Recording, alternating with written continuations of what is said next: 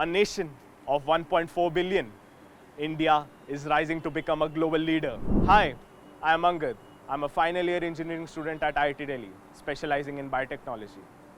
Today, I'm at Gates Foundation India office to talk about India's progress journey, a story of inspiration, a story that will inspire generations to come. Today, I'll be in conversation with Mr. Menon, Country Director India and Lead Policy and Government Relations, South and Southeast Asia at Bill and Melinda Gates Foundation. We'll revisit our country's progress story, take a look at the path we've built as a nation towards progress, and get a glimpse of what lies ahead in the future.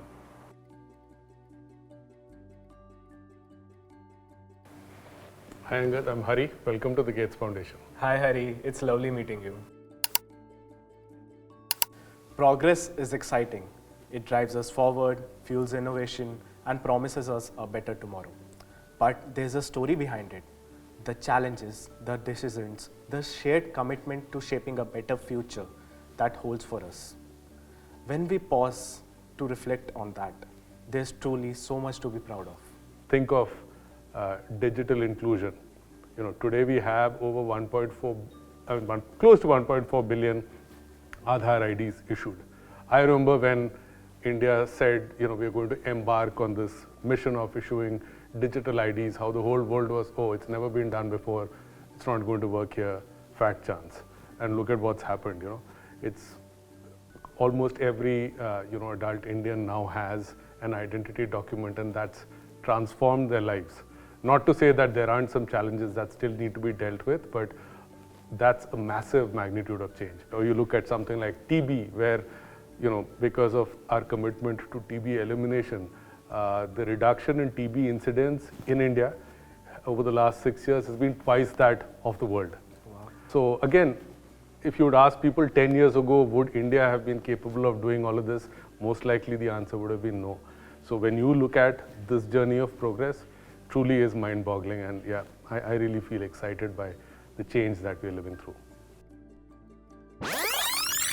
So we've achieved so much, but it wasn't possible without its own hurdles, right? So what were some of the biggest challenges we faced, and how did we actually tackle them?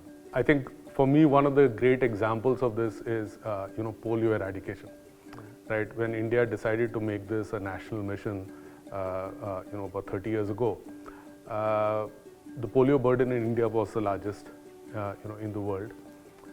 Even 20 years ago, which is like, in 2004, if you had asked global public health experts, most of them would have said that India is the last country in the world that will still have polio, and the rest of the world will have solved things. Instead, what happened is, India has now been polio-free for over 11 years. 2013, we eradicated. And we've, kept it away. Another example I'll say is, from the reductions in HIV infections. When the Gates Foundation started our work in India, which was back in 2002, there were projections that India would become the HIV capital of the world. There were many, global organizations, making these kind of projections. And what did we see? That because of India's large-scale implementation of targeted prevention interventions, there was a dramatic reduction in HIV incidence and prevalence. And a recent report said that India's reductions, even now, have actually been ahead of the rest of the world. And that again, was done across the country in very different settings, because in different parts of the country you had very different drivers of what was driving HIV. And again, the government was the leader and the steward, but it required an all of society, engagement. I think schemes like, the government's Jan Dhan Yojana were also hugely instrumental. Over the course of, the Jan Dhan Yojana, India was able to eliminate the gender gap in bank account ownership. Right? Bank account ownership more than doubled, and the gender gap was eliminated, which is massive, right? And during COVID and subsequently, there are these programs that now allow us to put money directly into the accounts of women, where they have greater control over what they do with those resources, and they usually spend it on economically productive activities and also for items that are best for their children, for their household, leading to better health, education outcomes. The UPI journey that I spoke of earlier, that has been truly transformative. And the numbers need to be understood to just realize how mind-boggling it is. Right? 2017-18, India had 92 crore transactions. The last year, we had over 13,000 crore transactions. That is a compounded annual growth rate of 129%. Not a percentage increase, a CAGR, which is a massive change. Half of all real-time financial transactions now happen in India. Was not envisaged. No one could see that happening. And what did that take? It took us really leapfrogging what was seen as possible for digital finance.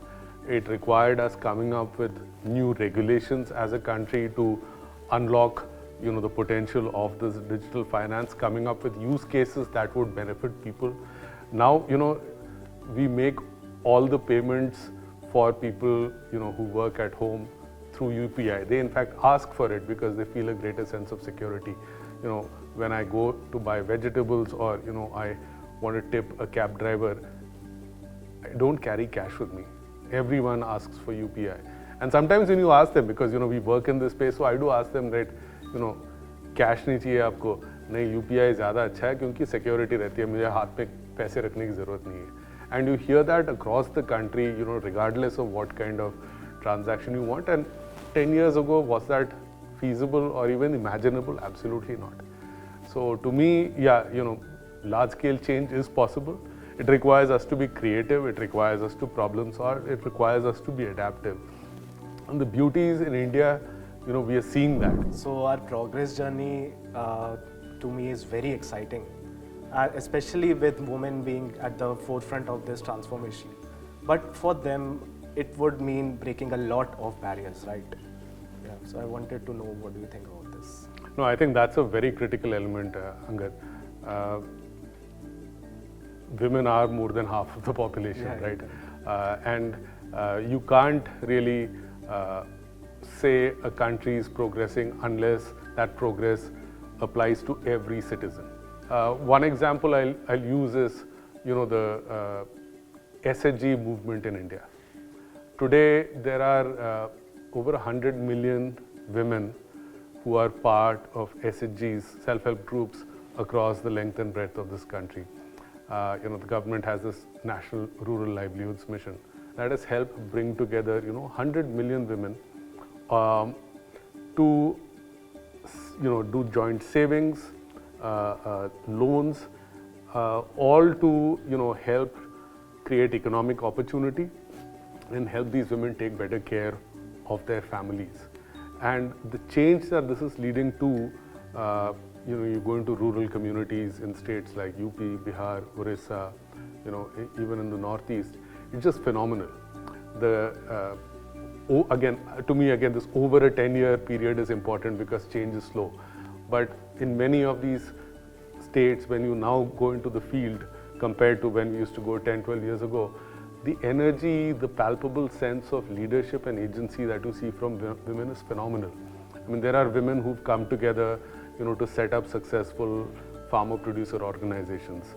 There are women who've created micro enterprises and are employing others.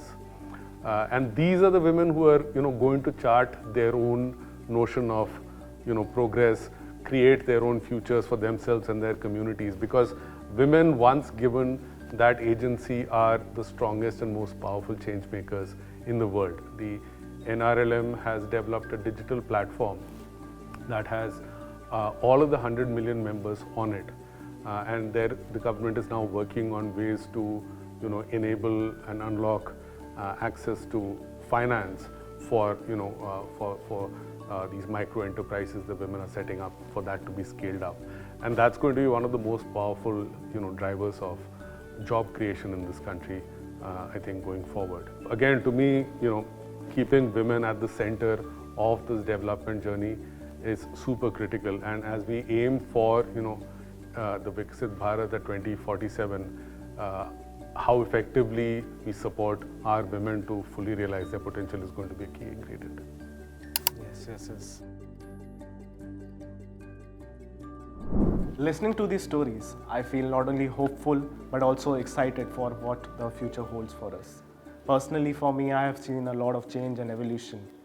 For example, if I want to access the college resources, it's very easy for me to access it now as compared to 10 years ago. So, what according to you is the future for India?